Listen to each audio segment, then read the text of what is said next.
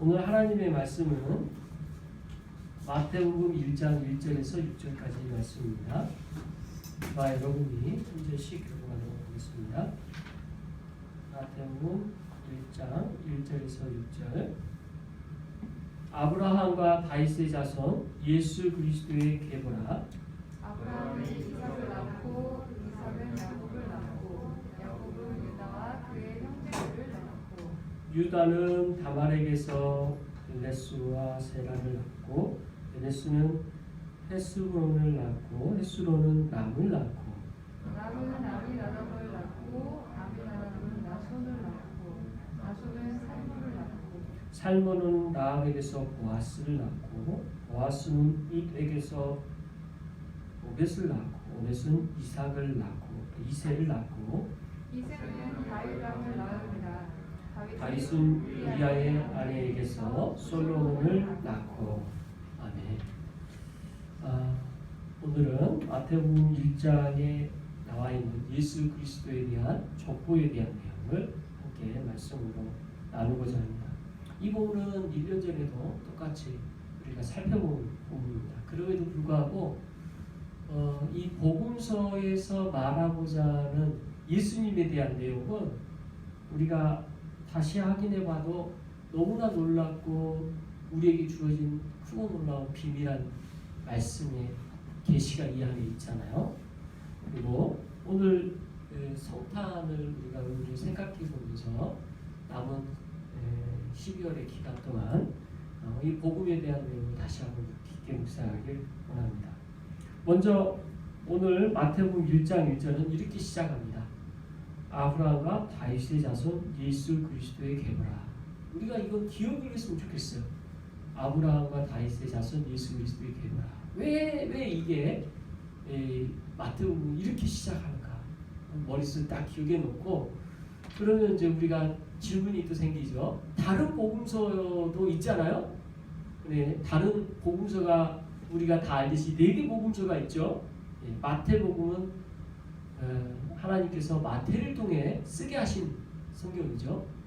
그리고 마가복음은 마가를 통해서 복음서를 쓰도록 하나님께 하셨고, 그 다음에 누가복음은 누가를 통해서 쓰게 하셨고, 그 다음에 요한복음은 요한을 통해서 쓰게 했어요. 그리고 각 성경의 1절이 어떻게 됐냐? 1절은 이 성경에 기록한 저자를 통해 하나님께서 하시고자 하는 의도와 저술의 목적이 들어가 있어요.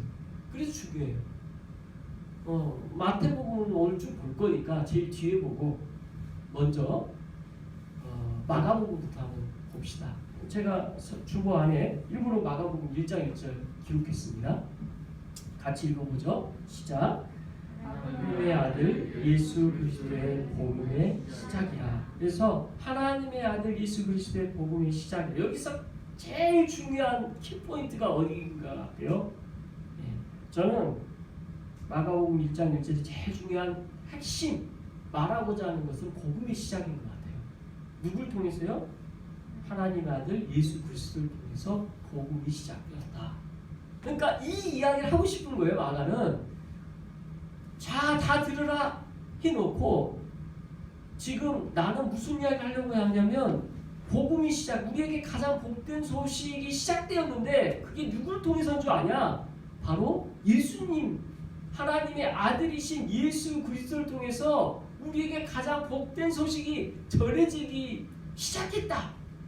나는 그 기록을 성령님 통해서 하게 하신다.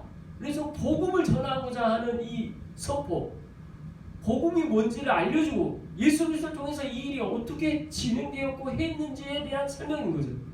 똑같은 복음서의 내용들이 다 있지만 목적이 거기 있는 거예요. 마가복음은 명확하게 모두 믿지 않는 이들이든 믿는 이들이든 복음의 시작에 대해서 말하고자 하는 거예요. 누굴 통해? 예수 그리스도를 통해 복음이 시작되었다라는 거에 초점을 맞춰서 아주 이 내용을 급박하게 빠르게 전하고자 하는 강조점이 있는 성경이 마가복음. 그러니까 마가복음은 굉장히 이런 급한 복음을 속히 전해야 되는 급한 마음이 있는 성경이죠. 그래서 가장 성경의 다른 성경보다 부피도 작고 또 오직 예수님이 복음을 전하는 이 목적 외에는 중요하지 않아요. 자, 그래서 예를 들어서 마가복음에서 나머지는 중요한 부분이 아니다라고 했을 때, 예를 들어서 예수님의 탄생 이야기, 복음의 시작과 탄생 이야기는 중요하지 않다고 생각을 해요. 그럼 내용이 없겠죠? 마가복음은 없어요. 탄생 이야기가 없어요. 복음에 대한, 그러니까 예수 그리스도께서 우리에게 주신 복된 소식에 대한 핵심, 예수님이 무슨 일을 하셨고 어떤 의미인지를 보여주기 위한 그 목적, 여기에만 초점이 있기 때문에 이 복음에 대한 내용의 시작만 딱 들어져 있는 게 마가복음. 이게 제일 중요해요. 이거 기억하세요. 마가복음 뭐다? 복음의 시작이다. 여기에 키포인트 두고 싶어요. 두 번째, 우리가 마태, 마가, 누가복음 있죠? 누가복음 1절부터 4절까지 같이 한번 읽어보겠습니다. 시작. 우리 중에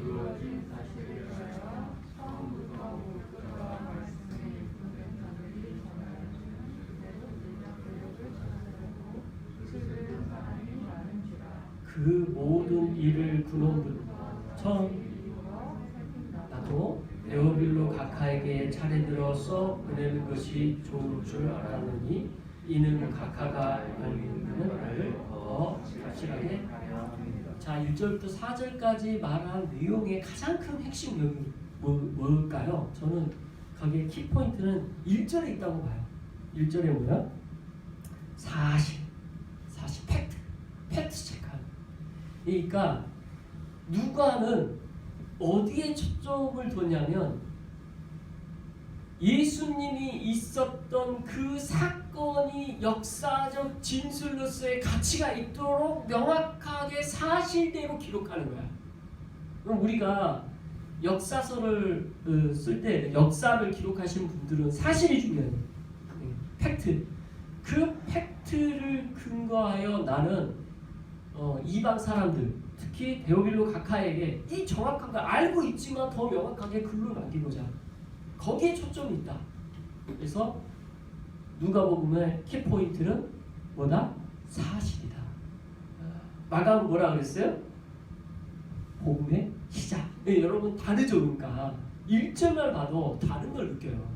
제가 오늘 이 설교를 똑같이 전에도 했을 때지만 또 다를 거예요. 느낌. 포인트를 정확하게 기억하십시오. 누가복음은 복음의 시작, 누가복음은 사실, 마가복음은 복음의 시작. 그럼 요한복음은 어디에 키포인트일까? 요한복음, 그 다음에 요한복음 1장 1절 같이 읽어보겠습니다. 시작.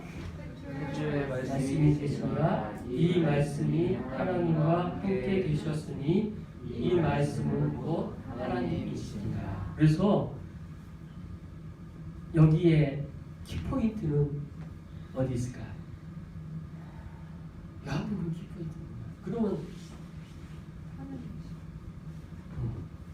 키포인트는 예수님은 하나님이시다. 여기에 키포인트 있어요. 근데 이 예수님은 하나님인데 언제부터 계셨냐? 태초부터 있었다. 그분이 말씀으로 계셨다. 이게 부가 설명이 되는 거고, 핵포인트 핵심 뭐예요? 예수님은 하나님이시다. 그러니까 이게 1절만 봐도 말하고자 하는 핵심이 딱 들어오게 돼 있어요. 그러니까 정확하게 기억하십시오. 4개 복음서 같은 내용의 맥락을 갖고 있어요. 공통적인 게 있어요.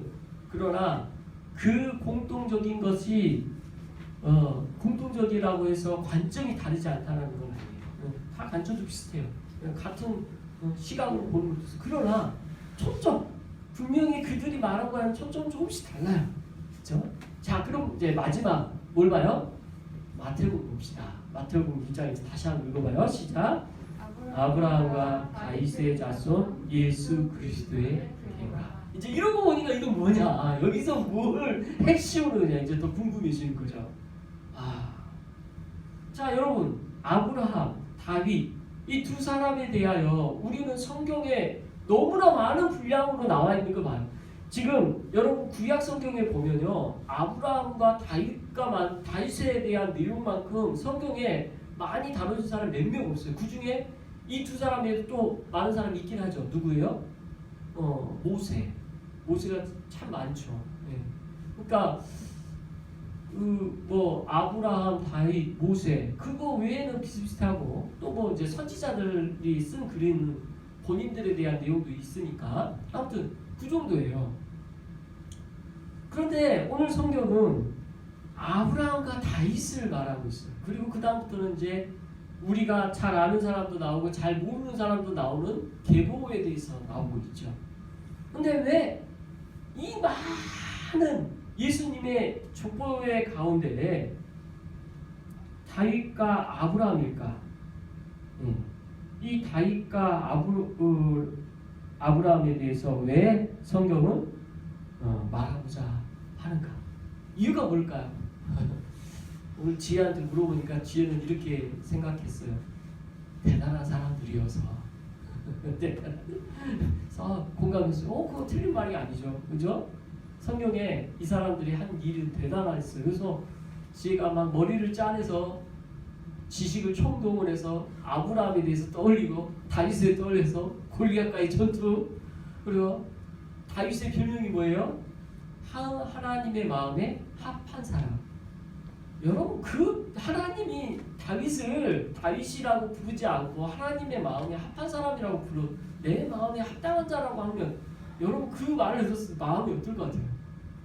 이야 너무 감동적이지 않아요? 어떻게 하나님이 나한테 그 이야기를 할 정도로 중요한 사람이에요 다윗이. 자 그러니까 아브라함, 다윗 굉장히 중요한 인물 맞고 대단한 인물 맞아요. 그런데 왜 그게 이유가 될까? 저는 아니라고 봐요. 여기에 기록된 예수 그리스도의 계보라는 중요한 위치에 그 계보라는 말을 쓴 이유는 아브라함과 다윗이 위대해서가 아니라 저는 그렇게 생각해요. 대단해서가 아니라. 뭐 어디에 있을까? 오히려 대단하고 위대하게 생각하는 사람은요 모세예요. 이스라엘 사람들이 생각할 때. 그러니까 두 사람을 꼽으면요 다윗보다는 모세가 더 위입니다. 왠지 아세요? 잘 생각해보세요. 모세 오경을 통해 모든 하나님과의 관계의 법을 다가 딱 만들어버렸어요. 그죠? 그러니까 모세하고 다윗은 비교가 안 돼요. 실은 모세가 훨씬 더 위에 있어요. 그리고 아브라함은 우리 당근아버지 같은 개념이고 우리의 조상 뭐 이런 개념이어서 두 사람이 가장 대표적인 이스라엘 사람들에게 중요한 인물이에요. 근데 모세가 아닌 다윗이죠. 물론 모세는 예수 그리스도의 족보 안에 들어오지도 못하니까요. 들어올 수도 없지만 유명한 사람으로 치면 두 사람이 들어와야 되겠죠. 근데 오늘 본문은 그거 아니고 아브라함과 다윗이에요. 자 힌트가 오늘 성경에 사무엘하 7장 12절 13절 주보에 있는 내용을 읽어보면 됩니다. 같이 읽겠습니다. 시작. 내 수완이 차서 내 조상들과 함께 누울 때 내가 내 몸에서 나를 메시를 내 뒤에 세워 그의 나를 경고하게 하리라. 그는 내 이름을 위하여 집을 건축할 것이요 나는 그의 나라 왕위를 영원히 경고하게 하리라. 자 사무엘하 7장은 배경이 이거예요. 하나님께 전쟁을 치르고 또 자기 자신이 거할 집을 만들어요. 너무 집을 잘 지었어. 그래서 자기가 그 집에서 살면서 가만히 생각해보니까 아직 하나님은 그 어디에 있어요? 천막에 있어요. 텐트에 있어. 언약궤가 하나님께서 주신 그 언약궤를 그렇게 하다 보니까 마음에 어떤 마음이 생겼냐면 성전을 만들어야겠다. 그 성전을 마음을 만들어야겠다는 마음을 마음대로 갖고 건물을 짓지 않았어요. 어떻게 해요? 먼저 선지자에게 물어요. 선지자에게 나단 선지자에게 찾아가서 하나님께 성전을 짓고자 하는데 어떻게 생각하십니까? 이렇게 묻죠. 그리고 나단 선지자가 뭐라고 하냐면 너무 좋은 생각이라고 그러면 좋겠다고 했는데 하나님께서 나단 선지자에게 말씀하시기를 누가 내 집을 지어? 이렇게 말씀하세요. 그게 이제 7장 전반부 내용이에요. 지금 제가 쭉 말하는 7장 내용이에요. 그러니 나단 선지자에게 그런 식으로 말씀하신 의도가 뭐냐면 과연 생각해 보세요. 우리가 하나님 집을 지을 수 있어요? 하나님이 신이고 우리는 피조물인데 창조주를 위하여 우리가 뭔가 할 수 있어요, 없어요? 이건 할 수 없는 일이에요. 그런데 그 이야기 하신 거죠. 야, 창조주인 내가 피조물이 너희들로부터 받을 게 있겠냐? 말도 안 되는 이야기 하지 마 라는 뉘앙스가 있지요. 물론 당연한 이야기죠. 그런데 그 다음에 무슨 맥락으로 말씀하셔요? 내 마음 내가 잘 알아. 네 마음 내가 너무 잘 알아. 안 해도 돼. 할 수 없어. 네 마음 받았어. 이거죠. 그리고 하신 약속이 뭐예요? 내가 너에게 약속을 하는데 오늘 7장 12절 말씀하시는 거예요. 그러면서 내 수완이 차서 내 조상들과 함께 놀 때 이제 다윗이 죽게 되었을 때 내가 내 몸에서 날 내 씨를 내 뒤에 세워. 그러니까 너의 족보를 통해서 약속을 내가 할 건데 그는 그의 나라를 견고하게 세울 그분이 올 거다. 누구에 대한 약속이요? 예수님에 대한 약속이에요. 예수님에 대한 약속을 하고 계시고 내 집을 건축할 것이요 그의 나라 왕위를 견고하게 하리라 예수 그리스도께서 하실 그 일에 대하여 말씀하고 있는 내용. 자, 여러분 이제 힌트가 됐나요? 힌트. 메시아에 대한 약속을 받은 사람들이에요. 다윗은 예수 그리스도에 대한 약속을 받았던 사람이에요. 너무 놀랍죠? 아브라함 메시아에 대한 약속을 받은 사람. 그 뒤에 올 그 시를 통해 하나님께서 하실 일에 대하여 말씀하신 대표적인 두 사람이 아브라함과 다윗이에요. 제일 처음에 이 약속을 받은 사람은 누굴까요? 실은 창세기 3장 16절에 나와요. 아담을 통해 그 약속을. 여자의 후손이라는 표현으로. 여자의 후손이라고 나와요. 남자 후손 아니에요. 잘 생각해요. 예수님이 남자의 후손이라고 표현하기가 쉬울까요? 어려워요. 왜요? 성령의 잉태됨을 받았잖아요. 여자의 몸을 통하여 오긴 했지만 남자의 씨를 통해 온 건 아니잖아요. 참 신기해요. 성경 보면. 그래서 제일 최초의 약속은 아담에부터 있어서 그걸 원복음이라고 표현해요. 원복음. 그래서 예수님에 대한 약속이 있다 생각하니까 복음에 대한 내용이구나. 메시아에 대한 내용이구나. 그래서 구약 성경 전체는 메시아에 대한 약속이라고 볼 수 있습니다. 예수님에 대한 약속. 그런데 오늘 마태복음 1장 1절은 그럼 뭘까요? 아브라함과 다윗에 대해서 예수 그리스도의 계보라. 이거 뭘 말하고자 할까요? 메시아에 대한 약속에 대한 거예요. 메시아 약속. 그 메시아에 대한 약속대로 예수 그리스도께서는 오셨다. 이게 마태복음을 하고자 하는 내용의 시작입니다. 우리 주님 성경의 약속대로 오셨습니다. 그리고 성경의 약속대로 대표적인 두 사람 아브라함과 다윗의 자손으로 오셨습니다. 그게 마태복음의 시작부터 예수님은 약속대로 오셨어요 라는 말씀을 하고자 하는 거죠. 자, 이제 정리합니다. 일단 1장 1절만 우리 한번 정리해 볼 필요가 있습니다. 마태복음, 그러면 마태복음은 키워드를 뭘로 정할까요? 저는 약속이라는 단어, 메시아 약속이라는 단어로 키워드를 기억했으면 좋겠습니다. 마태복음은 메시아 약속에 대하여 말하고자 했고 약속대로 되어진 거, 약속 성취, 약속과 성취에 대한 것을 말하고자 하는 거죠. 메시아의 약속 성취가 예수 그리스도를 통해 되어졌다라는 것을 말하고자 하는 게 마태복음이에요. 그죠? 자, 그 다음에 마가복음은 뭐였죠? 복음의 시작. 누가복음은요? 사실. 요한복음은요? 요한복음 어디에 있었어요? 기억 안 나요?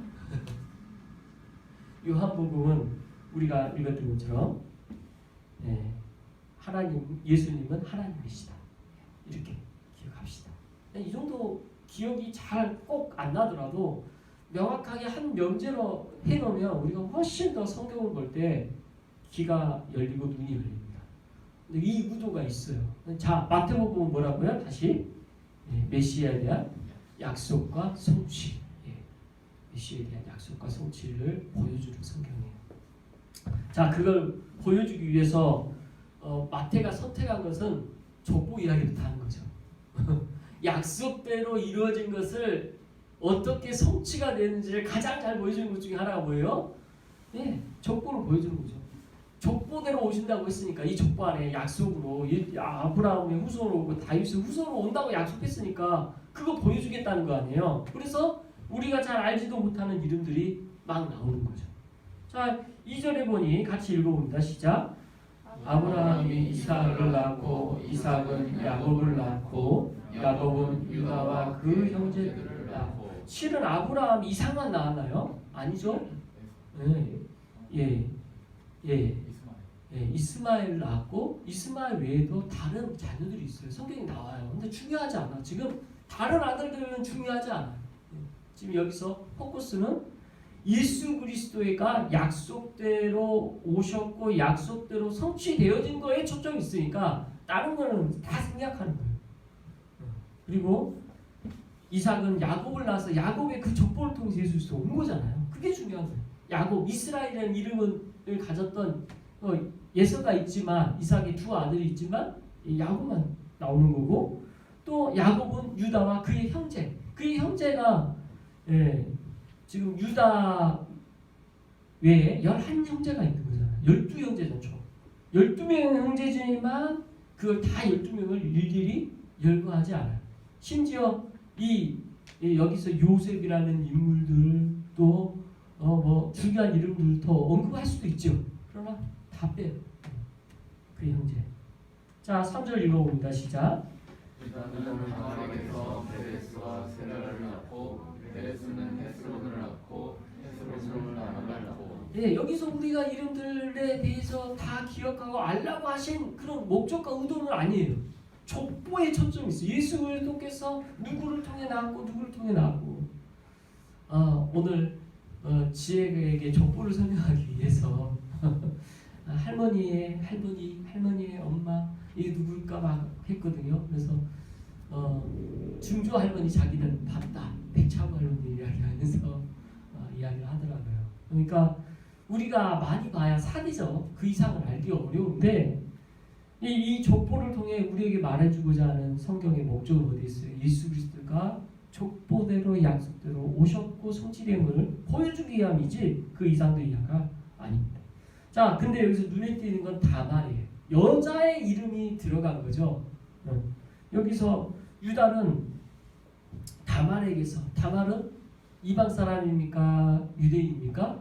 이방 여자예요. 우리 성경에 다 나오죠. 이 이방 여인을 통해서 그가 그 믿음 안에 들어오고자 하는 몸부림 가운데 이 여인이 들어와 있어요. 그러니까 여기서 보여주는 다말이라는 이름은 부끄러운 이름이에요. 실은. 왜냐하면 하나님께서는 그 유대 민족 안에서 결혼하기를 원하셨는데 이방 여인이 들어왔으니까요.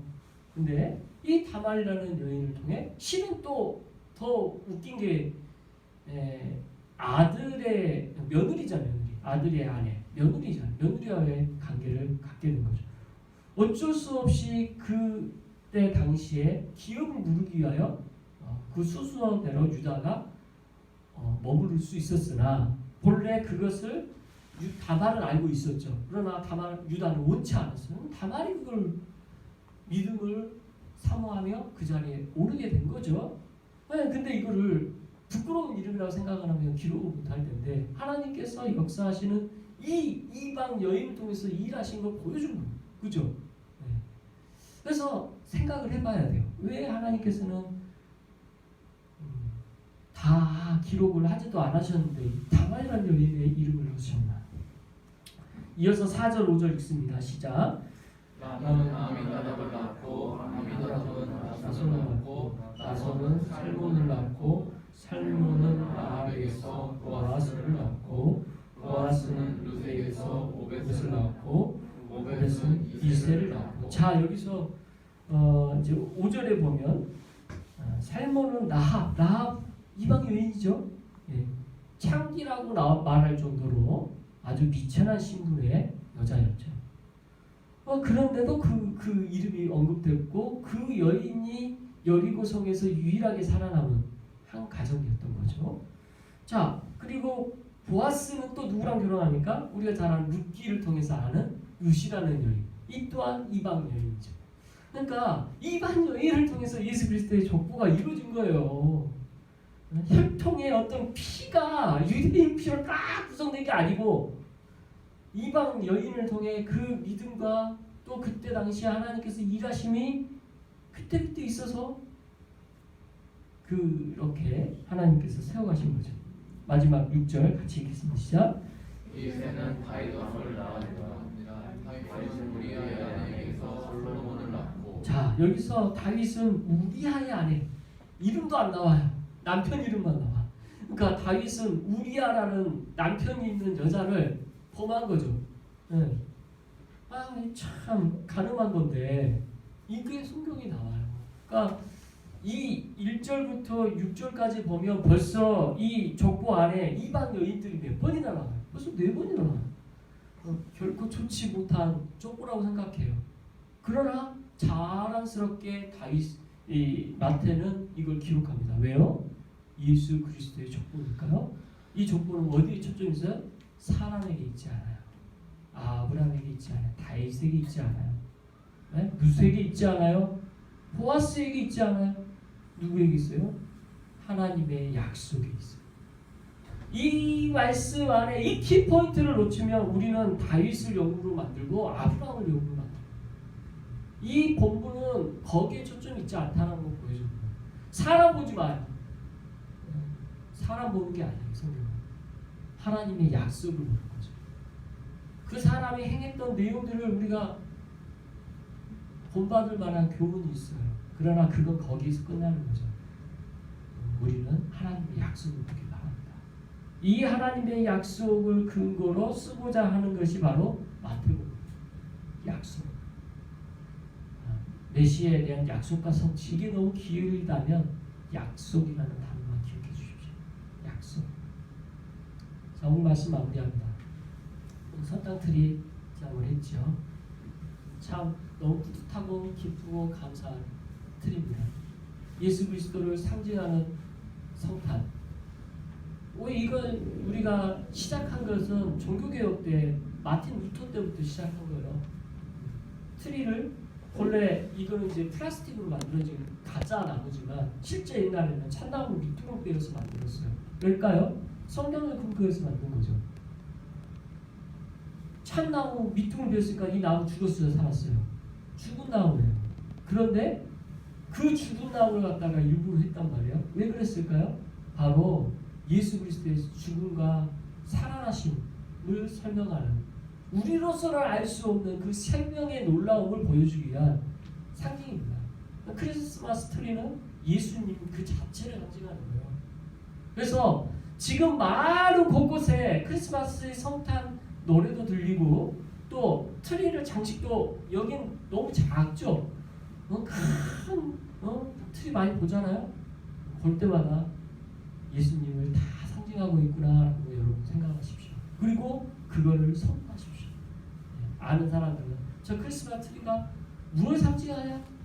예수님을 상징한다는 것을 보여주시고, 오늘 말씀대로 하나님의 약속과 성취를 기억하시기 바랍니다. 그리고 이 약속과 성취를 오늘 우리는 선포할 의무가 있습니다. 이번 한 주 그리스도를 선포하는 은혜가 있으시길 그리스도로 축원합니다. 기도하겠습니다.